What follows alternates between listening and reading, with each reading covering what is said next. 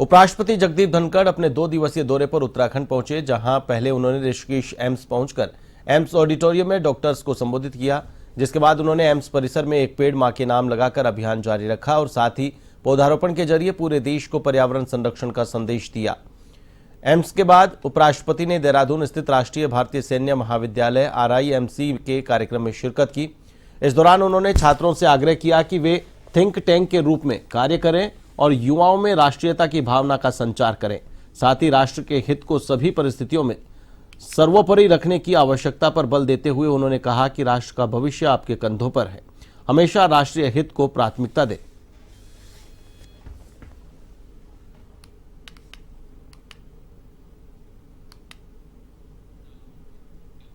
उत्तराखंड के मुख्यमंत्री पुष्कर सिंह धामी ने अपने गृह क्षेत्र खटीमा के शहीद स्मारक पहुंचकर उत्तराखंड राज्य स्थापना के लिए अपने प्राणों की आहुति देने वाले शहीद राज्य आंदोलनकारियों को श्रद्धांजलि अर्पित की।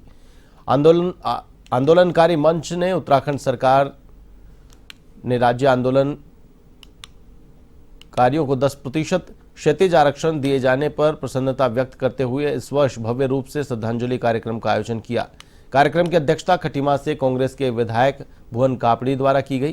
कार्यक्रम में उपस्थित जनसमूह को संबोधित करते हुए मुख्यमंत्री पुष्कर सिंह धामी ने कहा कि 1 सितंबर 1994 के दिन खटीमा की इसी भूमि पर 7 राज्य आंदोलनकारियों ने अपने प्राणों की आहुतियां दी, जिसके बाद मसूरी एवं अन्य जगहों पर भी आंदोलन ने तेजी पकड़ी, जिससे के फलस्वरूप उत्तराखंड राज्य की स्थापना हुई। राज्य स्थापना के लिए संघर्ष करने वाले उन सभी बलिदानियों को नमन करता हूं।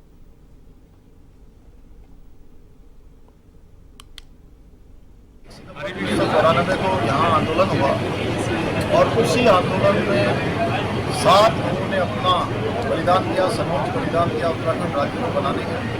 उसके दूसरे दिन मसूरी में गोलीकांड हुआ। 2 अक्टूबर को रामपुर किराहा कांड हुआ और ये सभी कांड हमारे जो है राज्य को हिला देने वाले थे। उस समय बहुत विकराल स्थिति। उसके बाद हमारे उत्तराखंड के आंदोलनकारी, हमारे बलिदानी पीछे नहीं हटे और उन्होंने अपने सपनों का उत्तराखंड बनाने के लिए अपना सब कुछ बलिदान दिया। उन सभी को मैं आज नमन करता हूँ, सभी प्रणाम करता हूँ। खबर देहरादून से है, जहां सचिवालय में मुख्यमंत्री पुष्कर सिंह धामी की अध्यक्षता में आपदा प्रबंधन विभाग की समीक्षा बैठक हुई। वहीं आपदा प्रबंधन ने सचिव विनोद कुमार सुमन ने कहा कि मुख्यमंत्री ने निर्देश दिए हैं कि कहीं भी आपदा आने पर त्वरित गति से कार्रवाई की जाए और रिस्पांस टाइम हमारा कम से कम हो। साथ ही उन्होंने कहा कि आपदा को रोकना हमारे बस में नहीं है, लेकिन आपदा को कम किया जा सकता है, जिस पर मुख्यमंत्री ने कार्रवाई करने के निर्देश भी दिए।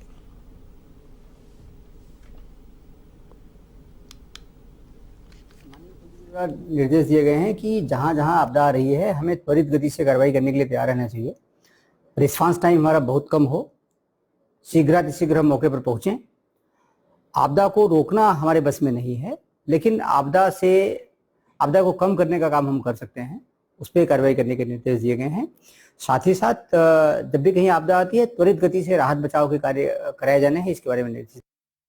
प्रतापनगर जन कल्याण समिति ने उत्तराखंड के शहीदों की याद में स्वैच्छिक रक्तदान शिविर का आयोजन किया, जिसका शुभारंभ पूर्व विधायक जोत सिंह गुनसोला ने किया।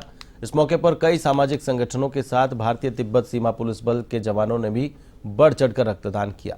इस मौके पर पूर्व विधायक जोत सिंह ने लोगों से रक्तदान करने की अपील की। साथ ही जन कल्याण समिति के उपाध्यक्ष गंभीर पवार ने कहा कि समिति लगातार जनहित के कार्य कर रही है।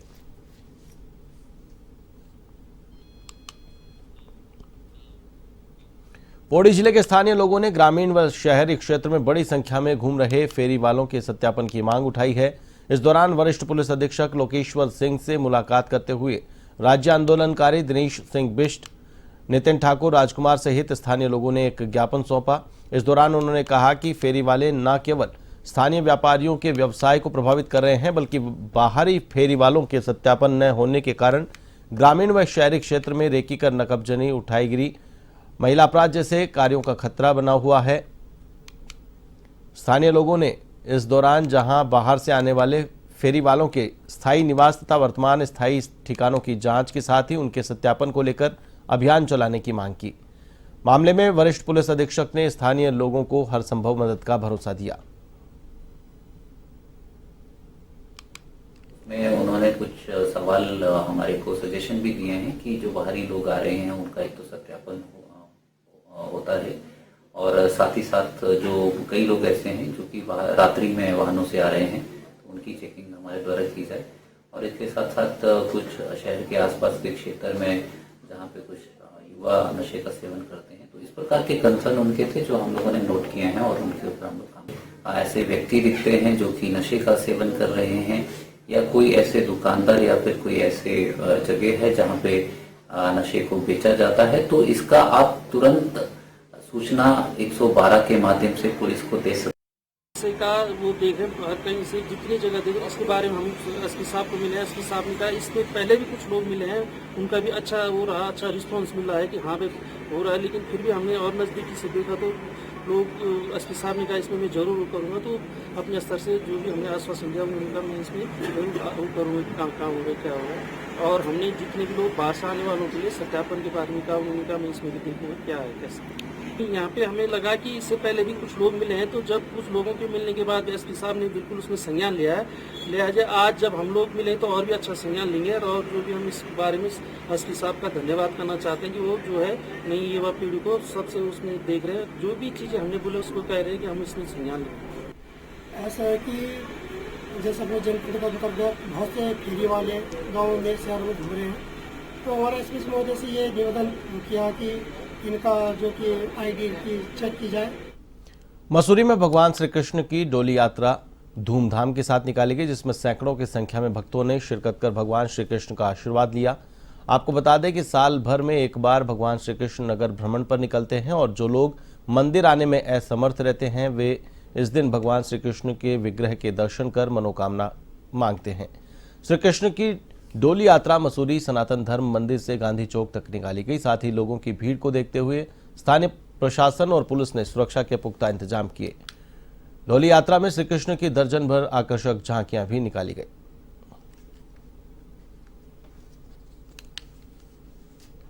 यहाँ पर चली आ रही है और जिस समय भगवान कृष्ण की जो ये भूमि है उत्तराखंड, ये गौ भूमि है, भगवान कृष्ण की भूमि है और उसी समय से परंपरा है इस मंदिर से लगातार भगवान कृष्ण की डोली निकलती आ रही है। पूरे वर्ष पहाड़ के लोग और मसूरी की जनता इसका इंतजार करते हैं।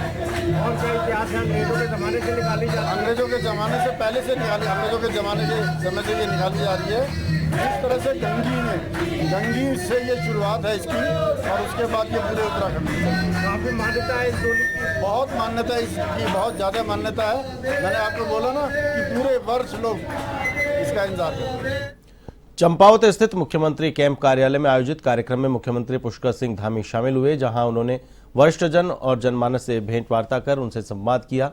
इस अवसर पर मुख्यमंत्री ने लोक निर्माण विभाग के सभागार और गार्ड रूम का निर्माण कार्य का लोकार्पण किया। मुख्यमंत्री ने स्थानीय लोगों से मुलाकात कर लोगों की समस्याएं सुनी और संबंधित अधिकारियों को कार्रवाई के निर्देश दिए। मुख्यमंत्री धामी ने कहा कि सामाजिक संरचना को मजबूत आधार देने के लिए वरिष्ठजनों के अनुभवों का उपयोग किया जाना आवश्यक है।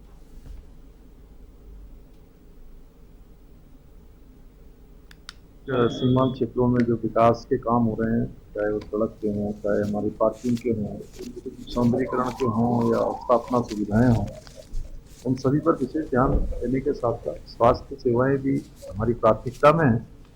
आज यहाँ पर सिटी स्कैन भी विधिवत रूप से प्रारंभ हो गया है। आने वाले समय में हमारा यहाँ क्रिटिकल केयर ब्लॉक भी बन रहा है, वो भी निर्माणाधीन जल्दी बन जाएगा। तो आने वाले समय में MRI की सुविधा भी हो जाएगी। हमारा प्रयास है कि डॉक्टर भी पर्याप्त मात्रा में यहाँ पर आ जाएं, जैसे जैसे उपलब्धता होगी। प्रदेश में महिला अपराधों के मामले रुकने का नाम नहीं ले रहे हैं, तो वहीं सल्ट में नाबालिग बालिका के साथ छेड़छाड़ के मामले में भाजपा मंडल अध्यक्ष का नाम सामने आने पर कांग्रेस कार्यकर्ताओं ने ब्लॉक प्रमुख हीरा रावत के नेतृत्व में रानीखेत के गांधी चौक में प्रदेश सरकार का पुतला फूंका और प्रदेश सरकार के खिलाफ जमकर नारेबाजी की। कांग्रेस की महिला जिलाध्यक्ष गीता पवार ने कहा कि प्रदेश की धामी सरकार महिला अपराधों को रोकने में नाकाम साबित हुई है। आपको बता दें कि सल्ट से पीड़िता बालिका को मेडिकल के लिए रानीखेत के राजकीय चिकित्सालय लाया गया, जहां कांग्रेस कार्यकर्ताओं ने पीड़िता के परिजनों से मुलाकात की और उन्हें ढाढ़स बंधाया। साथ ही कहा कि कांग्रेस पार्टी उन्हें न्याय दिलाएगी। वहीं मामले का संज्ञान लेकर भाजपा की जिलाध्यक्ष लीला बिष्ट ने उक्त व्यक्ति को न्यायालय का फैसला आने तक सल्ट मंडल अध्यक्ष भगवंत बोरा को पार्टी से बाहर कर दिया है। ब्लॉक प्रमुख हीरा रावत ने कहा है कि नाबालिग के साथ भाजपा नेता के द्वारा किया गया अपराध जघन्य अपराध है और भारतीय जनता पार्टी ऐसे अपराधी को बचाने की कोशिश कर रही है। शर्म की बात क्या हो सकती है कि जो हमारी बिटिया जिसको यहाँ पर पुलिस के संरक्षण में लाया गया, उसको एक कमरे में जाके बहुत देर तक यानी जांच के नाम पे उसको बंद रखा, उसको कई तरीके से प्रताड़ित करने का काम यहाँ पर हॉस्पिटल प्रशासन द्वारा किया गया। और यहाँ हमारे साथ कई वरिष्ठतम पत्रकार और बुद्धिजीवी लोग भी वहाँ पर गए, पर वहाँ पर डॉक्टर ने बाइट देने से मना कर दिया। और कहीं ना कहीं इसे स्पष्ट दिखाई देता है कि भारतीय जनता पार्टी और उनकी सरकार दोषियों को बचाने का कार्य। उत्तराखंड के निर्दलीय विधायक उमेश कुमार ने गैरसैंण में विधानसभा सत्र के दौरान एक बड़ा मुद्दा उठाया और उन्होंने कहा कि उत्तराखंड में धामी सरकार को गिराने के लिए षड्यंत्र चल रहा है और कुछ बिजनेसमैन इसके लिए 500 करोड़ रुपए खर्च करने जा रहे हैं। वहीं जैसे ही यह बड़ा मामला सामने आया, उसके बाद अलग अलग प्रतिक्रियाएं सामने आई हैं। अब एक और बड़ी प्रतिक्रिया सामने आई है वित्त मंत्री प्रेमचंद अग्रवाल की। आपको बता दें कि वित्त मंत्री प्रेमचंद अग्रवाल ने कहा कि अगर इस तरह का कोई मामला है तो इसका प्रमाण विधायक को जरूर देना चाहिए और अगर विधायक के पास इसका प्रमाण है तो हमारी सरकार इस पर जरूर एक्शन लेगी।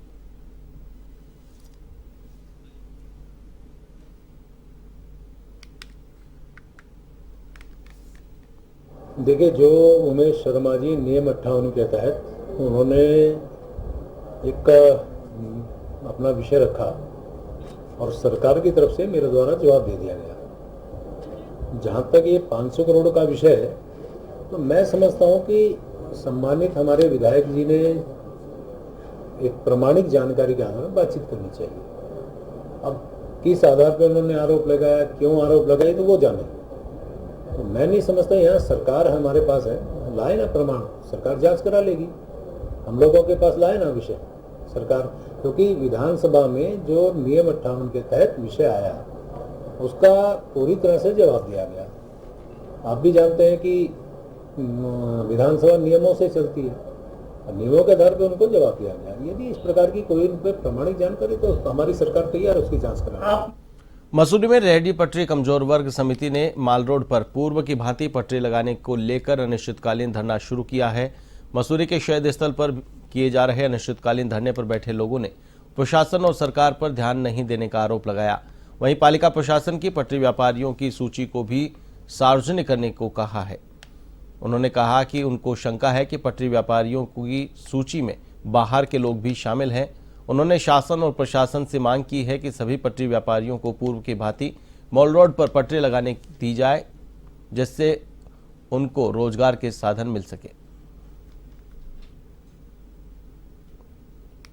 हलवा मिला है और आज 3 महीने से ये जो मातृ शक्ति आपको दिख रही हैं, ये जो है आंदोलनकारी महिलाएं हैं जिन्होंने उत्तराखंड के लिए अपने लाठी भी खाई है। और इन महिलाओं के बीच मैं तो शासन प्रशासन से एक निवेदन करूंगा कि अगर उन पे थोड़ा से भी अगर अपनापन होता, उत्तराखंड आज जो वो बड़ी बड़ी सीटों में बैठे हैं तो इन्हीं की बदौलत है कि वो उन सीटों पे बैठे हैं। अगर थोड़ा उनको दया होती तो वो इनकी पीड़ा को समझते यहाँ पे आते और इनकी समस्या को हल करते। क्योंकि आज वो कह रहे कि हमने अतिक्रमण हटा दिया। अगर ठीक है, अतिक्रमण हटा दिया आपने, हम उसमें भी राजी हैं कि आप अतिक्रमण हटा रहे हैं, तो फिर ये गाड़ियाँ क्यों लग रही हैं? उत्तराखंड आंदोलन में हम लोग भी थे और उसी मंच के द्वारा हम लोगों को पटरी व्यापारी में बिठाया गया है कि तुम लोगों के पास, महिलाओं के पास कुछ कार्य नहीं है तो तुम लोग अपना रोजगार कर सकती हैं। क्योंकि उत्तराखंड में मेरे हिसाब से मसूरी में रोजगार वैसे भी कुछ नहीं है महिलाओं के लिए, तो विशेषकर ना ही हम लोगों के लिए फैक्ट्री है, ना यहाँ कुछ हमारे लिए करने के लिए कार्य है। तो हम लोगों ने अपने घर परिवार बच्चों को पालने के लिए मजबूरी में जब अति परेशानी हुई तो हम लोगों ने एक माल रोड पटरी में अपनी दुकान लगाना ही उचित समझा। लेकिन हम लोग आज देखो इतने परेशान हो गए, कोई प्रशासन का कोई भी एक आदमी हमारी बात सुनने को तैयार नहीं है। कह रहे हमें पता ही नहीं कि धरना चल रहा है। बताओ, न्यूज में नहीं दिख रहा है, अखबारों में नहीं दिख रहा है। इतना तो अनपढ़ आदमी को भी पता चल रहा है कि फेसबुक में चल रहा है कि धरने पे बैठी है लेडीज। कह रहे लेडीजों के पास कुछ काम नहीं है, कि हमारे पास हमारे बच्चे नहीं है घर में देखने के लिए। हमने आधी आधी रातों को अपनी जवान लड़कियां घरों में छोड़ रखी है बाहर ताला लगा के। उनकी परेशानी कौन समझेगा? पौड़ी जिले के लैंसडाउन विधानसभा के रखनीखाल ब्लॉक क्षेत्र में कुछ दिन पहले गुलदार ने एक बच्चे का शिकार कर लिया था, जिसके बाद से क्षेत्र में दहशत का माहौल था।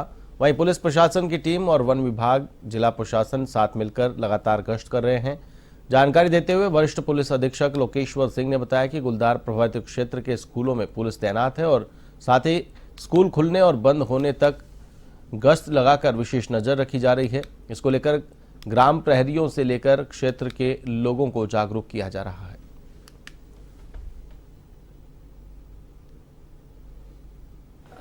देखिए, रजनीकाल क्षेत्र में हाल ही में एक बहुत दुखद घटना हुई जिसमें एक गुलदार के द्वारा एक बच्चे के ऊपर अटैक किया गया, जिसमें पब्लिक में काफ़ी आक्रोश है उसको लेकर। और हमारे वहाँ पे जो लोकल पुलिस है और साथ में जो पुलिस की टीम्स और जो फॉरेस्ट की टीम्स हैं वो साथ मिलकर काम कर रही हैं। फॉरेस्ट की टीम ने एक गुलदार को उसमें पकड़ा भी है और साथ ही साथ पुलिस और प्रशासन की और फॉरेस्ट की टीम्स वहाँ पे अवेयर भी कर रही हैं लोगों को। एक तो संध्या होने के उपरांत कभी भी आप बाहर ना निकलें, खासकर बच्चे और जो छोटे उम्र के लोग हैं वो कभी भी बाहर ना निकलें। मुनिकीरेती क्षेत्र में गंगा घाट पर नहाने के लिए आया एक पर्यटक पानी में डूबने लगा। मौके पर पहुंचे जल पुलिस के जवान सुभाष ध्यानी की टीम ने पर्यटक को डूबने से बचा लिया। मामले को लेकर इंस्पेक्टर रितीश शाह ने बताया कि पहाड़ों में लगातार हो रही बारिश के चलते गंगा का जलस्तर कम ज्यादा होता रहता है, जिसके चलते जल पुलिस की टीम लगातार मुनादी कर लोगों को जागरूक करने का काम कर रही है।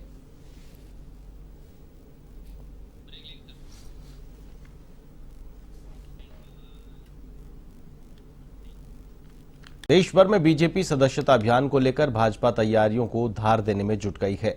वहीं नई दिल्ली में जेपी नड्डा प्रधानमंत्री नरेंद्र मोदी को बीजेपी की सदस्यता दिलाएंगे। वहीं 3 तारीख को उत्तराखंड में प्रदेश अध्यक्ष महेंद्र भट्ट मुख्यमंत्री पुष्कर सिंह धामी को बीजेपी की सदस्यता दिलाएंगे, जिसके बाद राज्य में बीजेपी का सदस्यता अभियान शुरू हो जाएगा। अभियान को लेकर देहरादून के महानगर कार्यालय में कार्यशाला का आयोजन किया गया। इस कार्यशाला में पार्टी के पदाधिकारी और कार्यकर्ताओं को सदस्यता अभियान को लेकर दिशा निर्देश दिए गए। भाजपा विधायक खजान दास ने कहा कि बीजेपी की अभी सदस्य संख्या 21 करोड़ है और इस बार इसको 30 करोड़ पहुंचाने का लक्ष्य रखा गया है।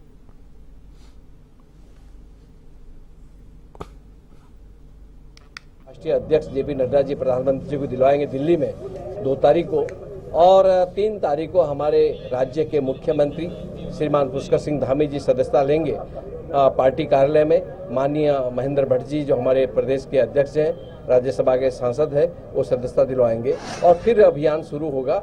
और इसलिए ये आप देख रहे हैं कि चहल पहल जो दिख रही है आपको, ये सदस्यता को लेकर के है। सभी लोग बड़ी मेहनत से काम कर रहे हैं और जो लक्ष्य है उस लक्ष्य को हम पार कर पाए।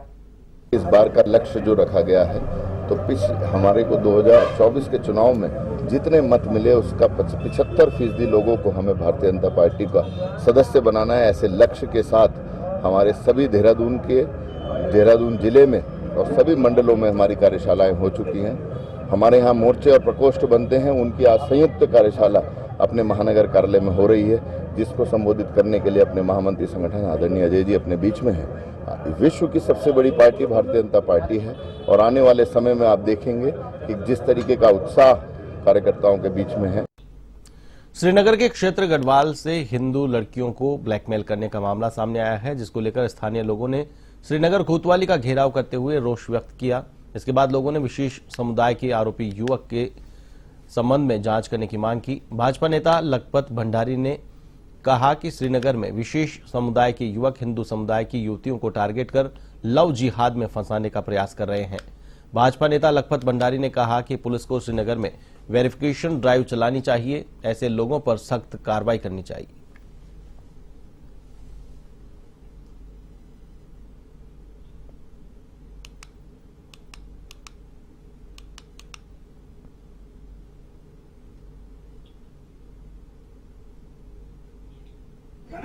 श्रीनगर में क्या हो रहा, श्रीनगर क्या चारों तरफ ये हो रहा कि लगातार हिंदू बेटियों को अपने जाल में फंसाने का काम किया जा रहा है। हम लोगों ने थाने आए, थाने में स्पष्ट कहा कि इस प्रकार के जो तत्व आ रहे हैं, अच्छा एक विशेष समुदाय, भाई तुम हमारी हिंदू लड़कियों को क्यों फंसाने पे लगे हो, क्यों उनको जो है उनको आप जो है अपने जाल में फंसा करके ब्लैकमेल करने का काम कर रहे हो। और इन्होंने क्या करा, देखो नया ताजा मामला क्या है, हम 84 की घटना छोड़ दें, हम उस अमित रावत की घटना छोड़ दें, हम सब ये नाइयों का, एक तो नाई कनेक्शन आ रहा सारा।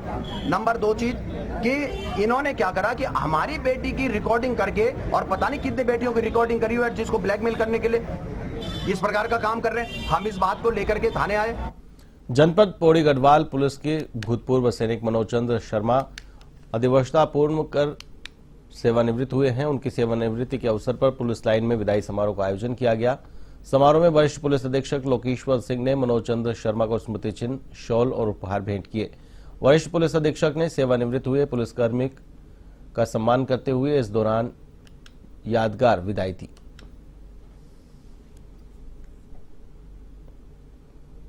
मनोज चंद्र शर्मा भूतपूर्व सैनिक 2008 सितंबर माह में भारतीय वायुसेना में 20 साल की सेवा करने के उपरांत पुलिस में आया था और मैंने अपना कर्तव्य जो भी मुझे दिया गया उसको काफी निष्ठा से संपादित किया। बहुत अधिकारियों के साथ भी मुझे काम करने को मौका मिला, मैंने बहुत कुछ सीखा। पुलिसिंग में मुझे ऐसा लगता है कि एक ऐसा जॉब है कि जो कुछ हमें नहीं सिखाया जाता है।